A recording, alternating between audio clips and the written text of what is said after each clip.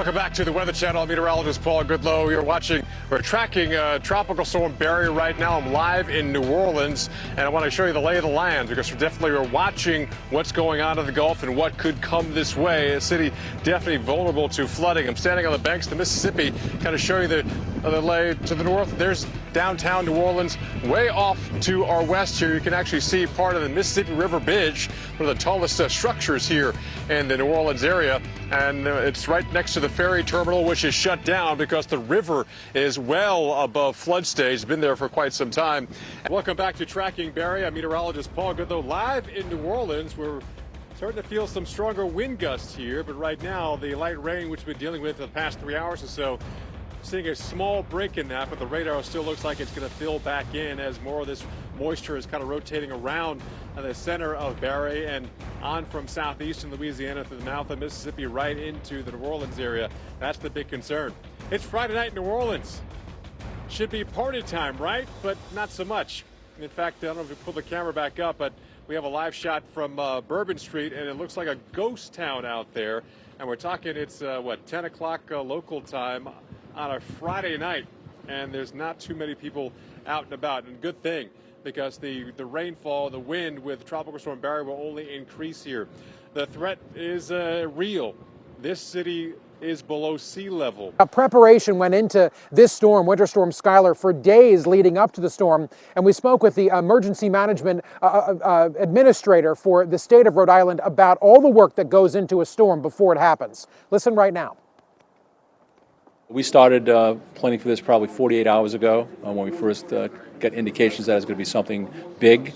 And that continues throughout the day today to make sure that we stay on top of weather, forecasts, conditions, and that will continue until this thing is over later today. All right, so here in Providence, they actually hit a daily snowfall record for March 13th. 9.5 inches of snow fell here in Providence yesterday because of Winter Storm Skylar.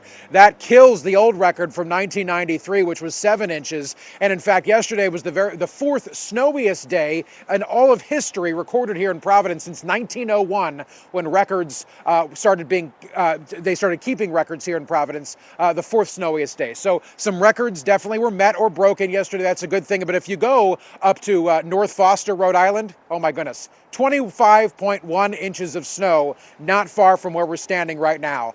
Ever since we're kind of living in a post-Harvey world here in Houston, they're ready for that. In fact, the Houston Fire Department had their water strike team on the ready. They're exercising today just to make sure they were all ready. They got about 9 high water vehicles. They got about 9 rave runners. They got a couple of drones, and they got a team which is staffed and at the ready. A quick look ahead. Next Saturday, you got rivals Georgia Tech coming up from Atlanta. Right now, the quick forecast is maybe some rain next Saturday. Is that going to impact the game? Well, they could. They're a run team, and we like to do both, but we'll see how it goes. Yeah, good luck, Coach. Thank you. But this afternoon, we're a couple hours away from kickoff, and the weather looks fantastic. We're talking up to the quarterfinals. Yeah. Team USA were dealing with incredibly hot temperatures. The temperatures for today's match are in the upper 80s. What kind of effect is that going to have on the players? Well, it's interesting because for the United States team, they actually love the heat. This is what they play in all summer. So that quarterfinal match you were just talking about against France, hot, steamy, same thing here in Lyon today. There was actually a storm that came through last night. They thought that was going to cool it down, but it's high 80s and almost kickoff time. And really, this United States team thrives in that heat because they're professional teams. They play in Houston, they play in North Carolina, they play, all over the South. So they're used to this steamy weather. They love it, and they're deep. So this is a big plus for the United States. Tell us what some of the things that you're seeing in terms of the damage. Well, we did notice that the crane did fall through. There's a 5-story structure, and I believe it fell all the way through to at least the second floor. I'm not sure if it got all the way through the first floor. And then we went and talked to some of our friends in the hallway, and they told us that there was significant damage in the parking garage as well. And so we then went to maybe check on our cars, and I couldn't even look. It was so scary. Hurt to breathe, and I didn't know whether I was going to make it or not. So I turned on my body camera, thinking that could be the last few moments of my life. as we're walking. That's whenever we saw the bulldozer. I flash my flashlight so that they can see me. I try to get into the bulldozer. Political interest and election day is coming up on Tuesday. So how do you think science can finally become a nonpartisan issue? Well, I think we need to remember as communities that, science shouldn't be a partisan issue, even if we're talking about things like climate. The Earth doesn't care if you're conservative or liberal. It doesn't care how you vote. It's just going to do what it's going to do. And the smart thing that we ought to do as a country and as a world is pay attention to the evidence and then make the difficult choices we have to make. That's our job in political and social systems. But it doesn't help us at all to stick our heads in the sand and just ignore what's out there. Only takes about 10 minutes and everything is nice and clear and working like it should. So make sure you find this drain line outside. Look at it. It's starting to pour out of there now, and all of the debris that's coming out of there. You can see that worked very effectively. Just a little bit. So you might want to try that this weekend at your house. I know. That was awesome. All right, so let's talk about the optimal temperature for your AC unit. Look, you're probably blasting the AC considering how hot it's been this summer, but we're asking you, what do you keep it at? 68, 75, 78? I'd love to say 80, but I don't. It's our poll today.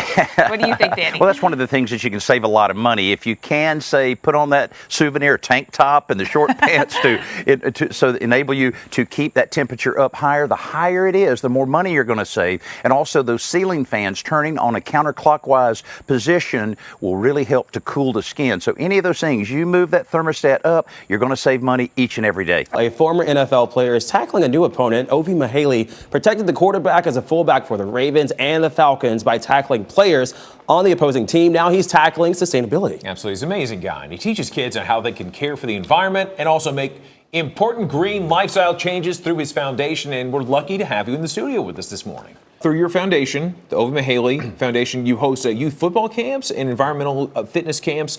How do you teach the kids about sustainability in sports and how they go hand in hand? Make it fun. Because, athletes, we breathe more air, we drink more water, we play on God's green earth. Why aren't more athletes standing up for our planet? Because we want to make sure our kids, our grandkids, they can take a deep breath outside and really enjoy in the nature and enjoy our planet. So I wanted to use sports as a way to promote sustainability just by making it fun. You run, you jump, and you learn how to take care of the earth that's allowing you to play the sport you love.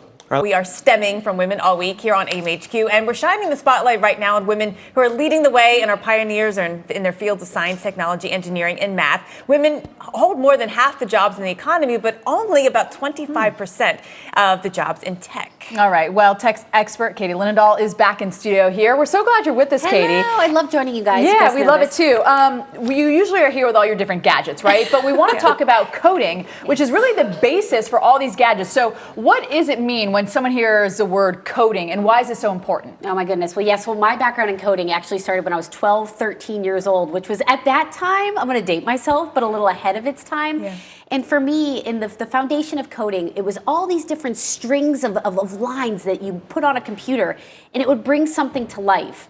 And that has changed a little bit, and it's got a little more dynamic and a lot more accessible to kids. But to me, the world of coding is just the foundation of all computing. And it really just builds this understanding of how computers work when you're, again, stringing together these different lines that pop things up on a screen. All these different letters and numbers and symbols, and right? Yes, and I had to learn so many different coding languages. It's a whole language. It's like puzzle pieces. It's like understanding just different languages into themselves. Yeah. During winter, the air is cold, it is dry, kind of hurts to breathe from time to time, so this is the perfect gift for skiers or anyone working outside. It's called the Cold Avenger Cold Weather Face Mask. It's actually designed using feedback from U.S. Army soldiers in Alaska. It allows unrestricted breathing, warms and humidifies the inhaled air, and protects the face, the head, and the neck. And the beauty of this is you can wear it underneath your ski helmet as a liner. And then if it gets too warm, Velcro attaches this. You can take it off and you have unrestricted air. Yeah, so just imagine me and 30 of my closest friends out in Bali, and they're trusting me to take pictures in the rice fields, which are gorgeous. But we get there, we get ready for the picture, and a monsoon occurs. So you can imagine my friends weren't too happy with me. You wouldn't know it from the photographs. Everyone's smiling. You must have done something right. They look fabulous.